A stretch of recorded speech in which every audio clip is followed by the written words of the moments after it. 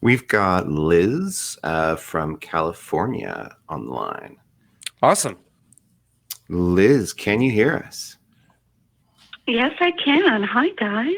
Welcome. Hi, Liz. What did you want to talk to us about today? Yeah, I'm already completely fascinated with everything you covered so far. But basically, to try to not take too long, I am in a stable, trusting, healthy, long-term relationship for the first time in my life. Woo! And I'm really interested in being more experimental in the bedroom. My partner and I are really well matched libido-wise. We both have like very, strong sex drive. And so far, all that we've experimented with has been like, some light, like bondage play, but very light, very vanilla. And sort of my trip up and my fear is that about a decade ago, trigger warning, I did experience an assault. And I want the tools to start engaging in some kinky, like sex play, like bondage stuff, BDSM to explore, to start I'm getting excited to start experiencing that world safely. And I am nervous about like triggering myself. I don't know how to start educating myself, how to start experiencing, kinky things with my partner while still like protecting myself and not damaging, this beautiful thing that we're building together. Sure. Can I ask, have you talked with therapists about this trauma? Have you looked around its edges yet to see what might be triggering for you?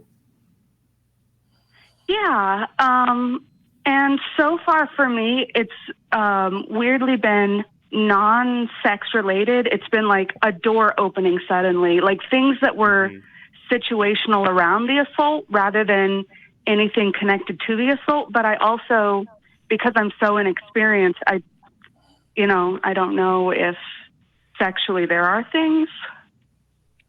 If that makes sense. Maybe the sense that I'm getting, Liz, is that this is maybe more of like an intellectual or a cognitive fear rather than a visceral one. What I mean by that is, have you had any sort of like strong emotional reactions or even something approaching a strong emotional reaction tied to kinky sex or tied to any of these things that you're looking to explore? No, I haven't.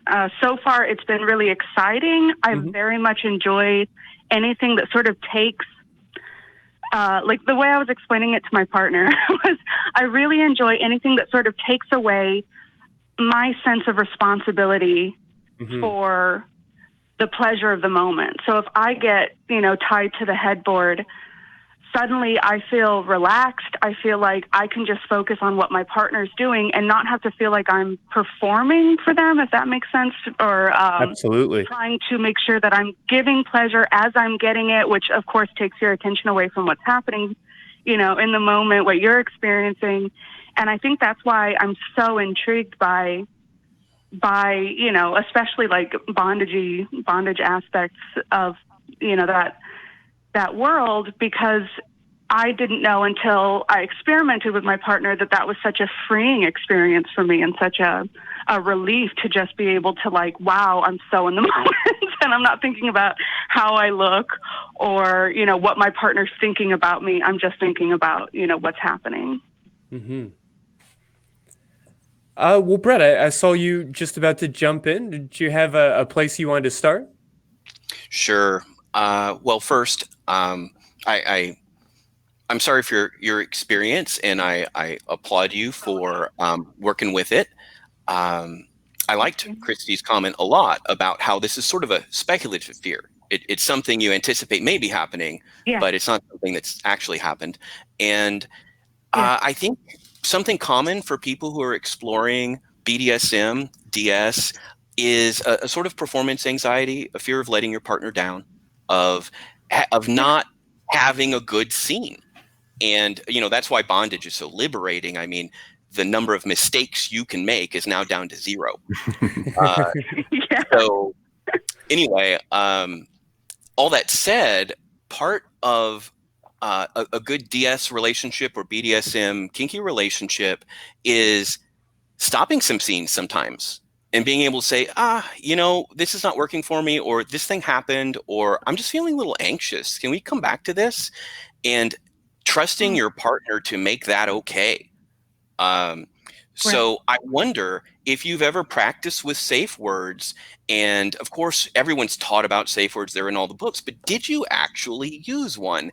And do you trust, like innately trust from experience, that when you say yellow, you'll get a considerate, caring response? I mean, it's worth trying. It can remove some of this fear. Yeah.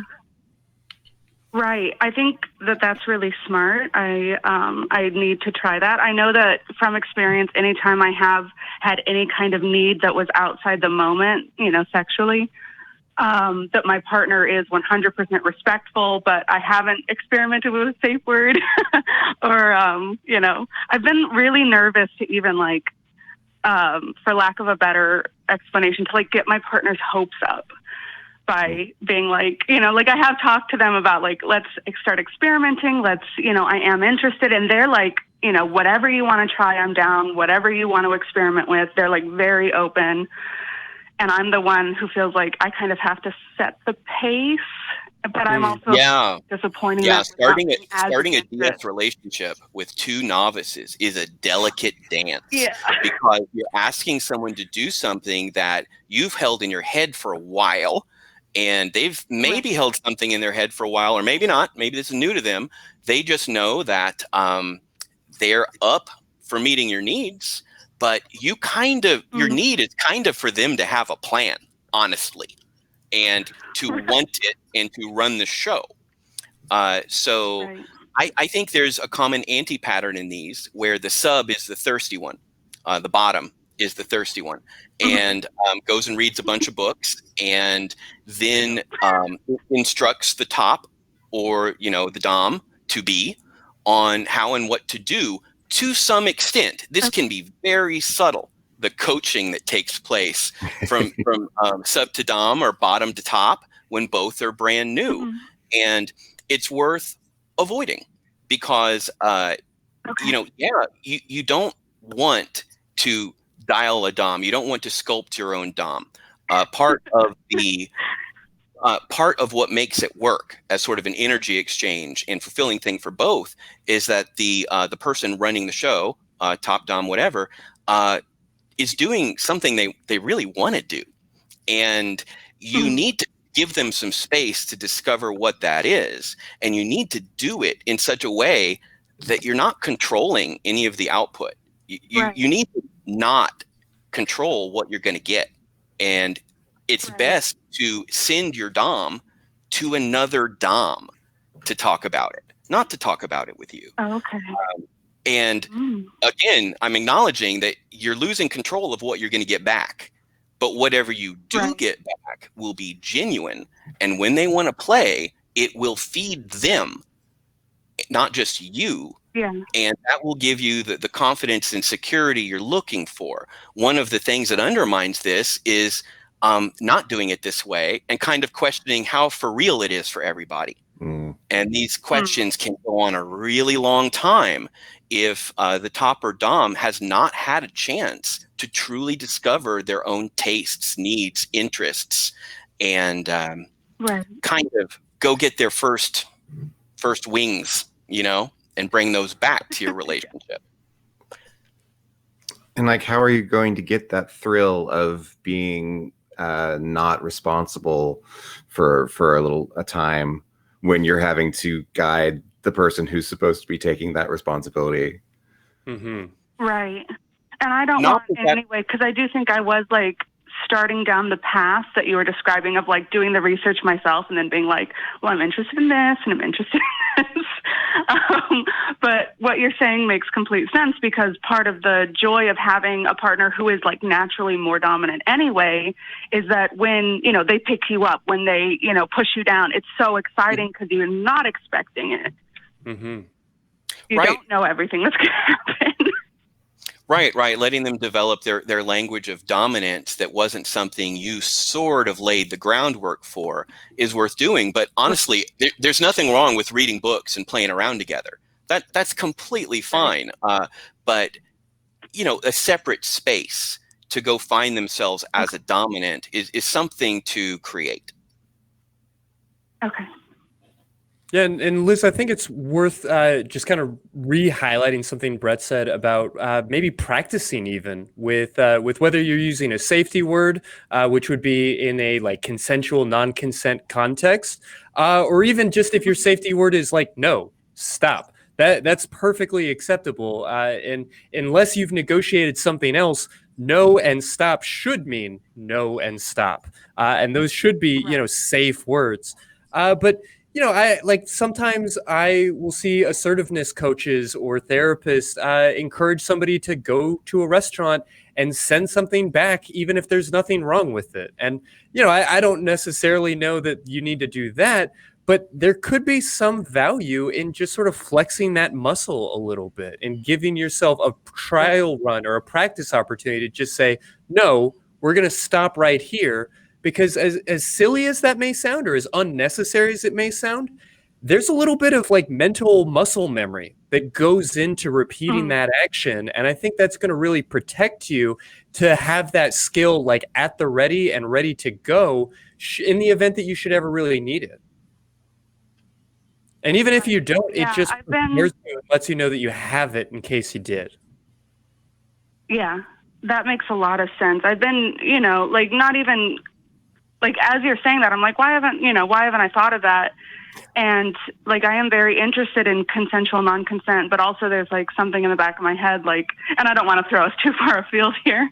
But just like the worry that, what does that say about me that I went through this horrible trauma as a younger person. And then now I'm interested in bringing,